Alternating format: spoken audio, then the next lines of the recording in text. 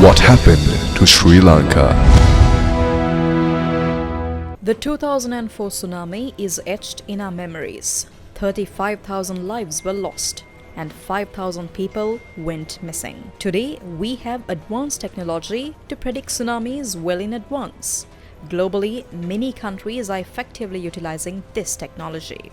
The Pacific Tsunami Warning Center sets the standard for timely alerts. In the recent past, timely warnings have mitigated disaster and saved lives. We've seen this in action in Indonesia and in Japan. But what have we done? When a risk of tsunami arises, the Met Department collaborates with international organizations for identification, and then they notify the Disaster Management Center.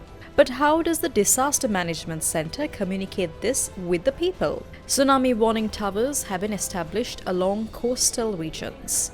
A total of 77 towers have been built across Sri Lanka. Attention please! Attention please!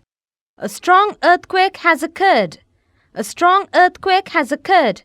A possibility of a tsunami exists. Wait for further instructions. But what has happened now? Out of 77, 57 are non-operational. Even those that function often do so partially. On the 16th of September 2016, the Ministry of Disaster Management signed a contract with a private firm to restore and maintain these 77 towers. The 5-year contract was valued at 135 million rupees. But even now, only 20 of those towers are operational.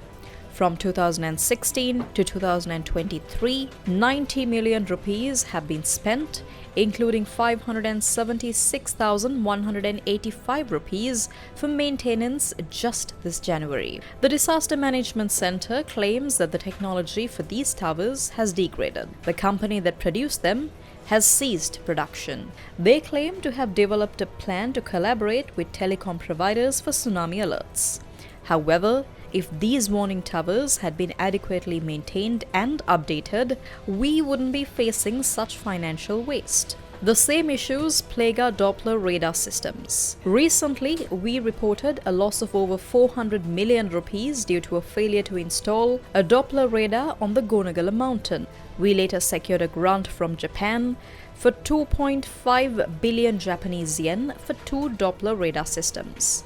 The Met Department said that these radars would be installed in Puttalam and Polonnaruwa. JICA signed the agreement on the 30th of June 2017, expecting installation by 2021. Then what went wrong? According to the National Audit Office, only 370,161 rupees have been spent out of the allocated 513.78 million rupees for this project. Due to prolonged inaction, we now face a funding shortfall for acquiring 2 Doppler radars.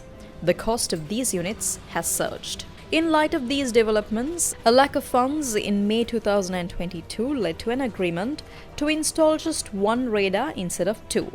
Despite this, the Met Department recently announced plans to prepare for the installation of a Doppler radar in Puttalam. Yet, given the recurring issues with the Doppler at Gonagala mountain, a thorough investigation is imperative, and the audit reports uncover more alarming facts. Recent inquiries have questioned the accuracy of rainfall measurements. Are they reliable or are they flawed? The National Audit Office revealed that only 72 out of 453 rain gauges across Sri Lanka were functioning properly as of the 31st of May last year. And that's not all. Only 70 out of 122 automatic rain gauges are operational. This negligence stems from poor maintenance. Without Doppler radars or effective rain gauges, are we left to rely on superstitions for weather forecasts? Even the tsunami warning towers are failing. And what's happening because of all of it? Billions of public funds are wasted. When foreign nations offer grants to us, they are intended for the people of the country. If these resources aren't managed effectively, that just means one thing. It is a significant failure. The public expects accountability from those tasked with protecting lives. The power of the people.